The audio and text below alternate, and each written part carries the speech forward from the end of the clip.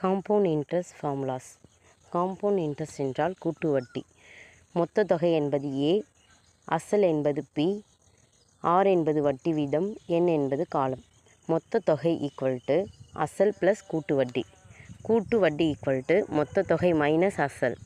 ஆண்டுக்கு ஒரு முறை கூட்டு வட்டி கணக்கிடப்பட்டால் A equal to P into 1+r/100 whole power n.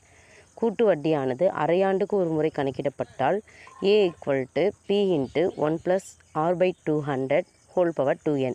கூட்டு வட்டியானது காலாண்டுக்கு ஒரு முறை கணக்கிடப்பட்டால் A equal to P into 1+r/400 power 4n. ஒவ்வொரு ஆண்டும் வட்டி வீதம் மாறினால் ஆண்டுக்கு ஒரு முறை வட்டி கணக்கிடும்போது A equal to P into 1+r1/100 into 1+r2/100 into 1+r3/100. r1, r2, r3 என்பன ஒவ்வொரு ஆண்டும் மாறும் வட்டி வீதங்கள். ஆண்டுக்கு ஒரு முறை வட்டி கணக்கிடும்போது காலம் ஏ பி/சி ஆண்டுகள் என்ற பின்னத்தில் இருந்தால், அதாவது கலப்பு பின்னத்தில் இருந்தால் A equal to P into 1+r/100 power A into 1+b/c into r/100.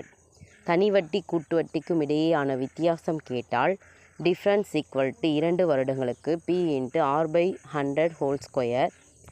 3 வருடங்களுக்கு கேட்டிருந்தால் D equal to P into r/100 whole square into 3+r/100.